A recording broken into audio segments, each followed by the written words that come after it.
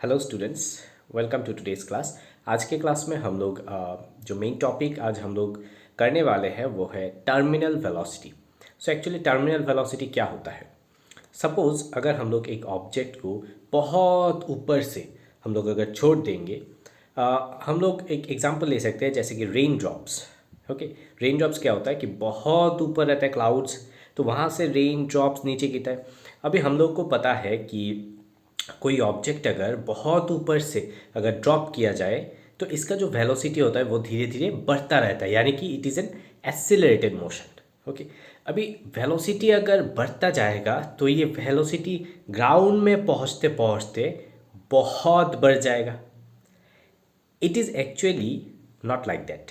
इसका वेलोसिटी उतना नहीं बढ़ता है। जैसे कि फॉर एग्जांपल हम लोग रेन ड्रॉप्स का एग्जांपल ले सकते हैं।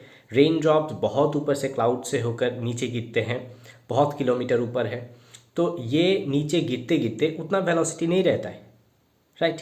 अगर उतना वेलोसिटी रहता तो हम लोग को इस तरीके से लगता कि कोई बुलेट ऊपर से नीचे गिर रहा है, बट एक्चुअली ऐसा नहीं होता है, राइट। तो ये एक कांस्टेंट वेलोसिटी से गिरता है, उसका नाम होता है टर्मिनल वेलोसिटी।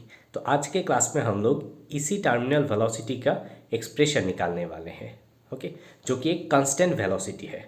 तो ये कांस्टेंट वेलोसिटी फॉर थोड़ा सा नॉलेज मैं आपको बता देना चाहता हूँ कि ये कांस्टेंट वेलोसिटी किस तरीके से अटेन होता है। सपोज एक ऑब्जेक्ट हम लोग ऊपर से नीचे गिरता हुआ देख रहे हैं, तो इसका जो वेट है, जो mg होता है, वो नीचे की तरफ होगा डेफिनेटली। अभी एयर में या फिर कोई भी फ्लूइड में अगर ये ऑब्जेक्ट नीचे की तरफ गिरता है तो उसके ऊपर upthrust in the opposite direction होगा डेफिनेटली। तो अपथ्रस्ट एक फोर्स आएगा, another force, there will be another force, वो हो जाएगा विस्कस फोर्स, जो कि ऊपर की तरफ है। तो ये अपथ्रस्ट और विस्कस फोर्स जो होता है वो उसका जो वेट है उसको इक्वल करता है, यानी कि जो वेट होता है m g is equal to upthrust plus viscous force. इसी को लेकर आज हम लोग इक्वेशन बनाएंगे। तो आइए देखते हैं। तो अभी हम लोग यहाँ पे टर्मिनल वेलोसिटी का एक्सप्रेशन निकालेंगे। सबसे पहले हम लोग यहाँ पे एक फिगर ड्रॉ कर लेते हैं कुछ इस तरीके से। सपोज ये एक वाटर या फिर फ्लूइड मीडियम है, full of fluid. Okay, full of fluid. यहाँ पे सपोज एक स्पेरिकल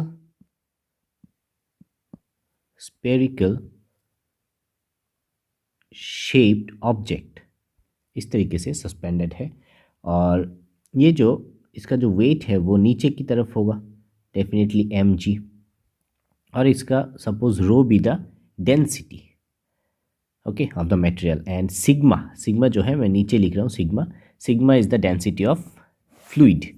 तो सिग्मा क्या है? Sigma actually density of fluid. Okay, और रो क्या है? Rho is the density of the spherical ball, spherical object, या फिर ऑब्जेक्ट लिख देते हैं स्पेरिकल ऑब्जेक्ट। तो इसके ऊपर अपथ्रस्ट जो है ऊपर की तरफ होगा डेफिनेटली, अपथ्रस्ट u, एंड जो विस्कस फोर्स होता है वो भी ऊपर की तरफ होगा F। तो नाउ वेट को हम लोग किस तरीके से लिखेंगे? वेट ऑफ द ऑब्जेक्ट क्या होगा? Which is mg। तो m means what? Rho into volume, v rho g, because mass equal to, हम लोग को क्या पता है, डेंसिटी जो है, density equal to mass by volume. तो मास इक्वल टू क्या हो जाएगा? Volume into rho. ओके, तो वॉल्यूम ऑफ स्पेरिकल ऑब्जेक्ट कितना होता है? 4/3 pi R cube into rho into g. Okay, R क्या है? आर है radius of the spherical object, spherical object का रेडियस। इसको हम लोग इक्वेशन 1 देके रखते हैं। अभी हम लोग क्या करेंगे कि अपथ्रस्ट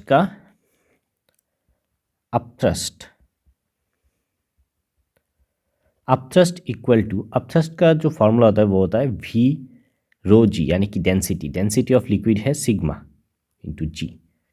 तो यहाँ पे वॉल्यूम कितना हो जाएगा 4/3 पाई आर क्यूब सिग्मा जी। इसको इक्वेशन 2 रखते हैं। ओके, और यहाँ पे विस्कस फोर्स जो है, विस्कस फोर्स, तो viscous force acting on the spherical object,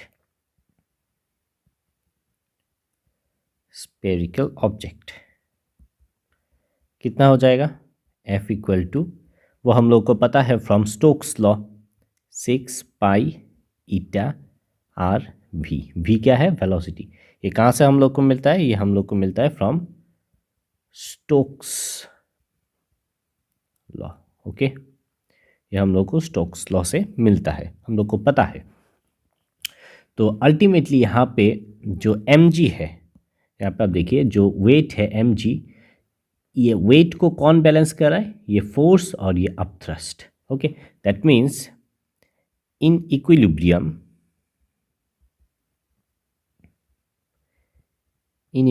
क्या हो जाएगा, ये जो वेट है mg, this will be equal to upthrust plus viscous force. Fine, तो यहाँ से विस्कस फोर्स इक्वल टू कितना बन जाएगा, mg minus upthrust. So viscous force का जो फॉर्मूला है वो है 6 pi eta are V equal to mg equation 1 से हम लोग को ये मिलता है 4/3 pi R cube rho g, minus upthrust का वैल्यू कितना है इक्वेशन 2 से 4/3 pi R cube sigma g. Okay, so यहाँ से अगर हम लोग पाई को निकाल देते हैं यहाँ से, देखिए बोथ साइड से पाई विल बी कैंसल आउट, उसके बाद आर, यहाँ से आर हो जाएगा आर स्क्वायर, ओके। तो इसका हम लोग क्या लिख पाएंगे, 6 ईटा वी इक्वल टू, यहाँ से देखिए 4/3 आर स्क्वायर कॉमन ले लेते हैं, जी भी कॉमन आ जाएगा, रो माइनस सिग्मा। ओके, तो 2 से अगर हम लोग इसको कैंसिल आउट करते हैं 2 आ जाएगा, दैट मीन्स यहाँ से हम लोग v का एक्सप्रेशन निकालते हैं, v मीन्स टर्मिनल वेलोसिटी। तो यहाँ पे आ जाएगा 2/9 eta, okay, R square g rho minus sigma, so this is the ultimate expression निकल के आ गया। Okay,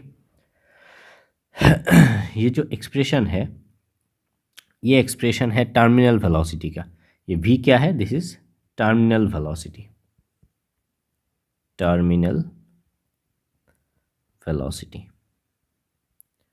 so terminal velocity actually क्या है, it is the constant velocity with which a particle falls, okay, when the weight of the object is equal to what, viscous force and upthrust।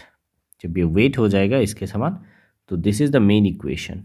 इस equation में हम लोग सब कुछ put कर रहे हैं और यहाँ से हम लोग को टर्मिनल वेलोसिटी मिल रहा है।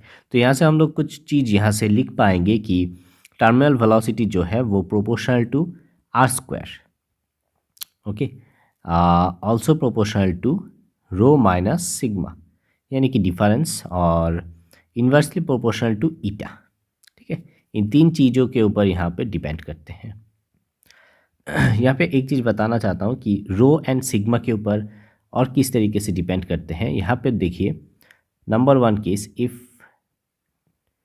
रो इक्वल टू सिग्मा अगर ये होता है, ठीक है, दोनों का डेंसिटी अगर सेम रहता है, तो ये ना ये ऊपर जाएगा ना ये नीचे जाएगा। ठीक है, ये object will be at equilibrium, okay, at same position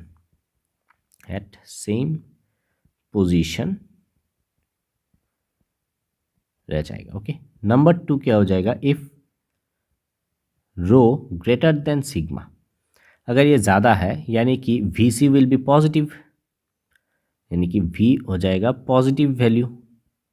okay, और यहाँ पे क्या आ रहा है, यहाँ पे ऊपर में जो था ऊपर वेलोसिटी आ जाता 0, यानी कि सेम पोजीशन पे, और यहाँ पे पॉजिटिव आ जाएगा यानी कि इट विल फॉल।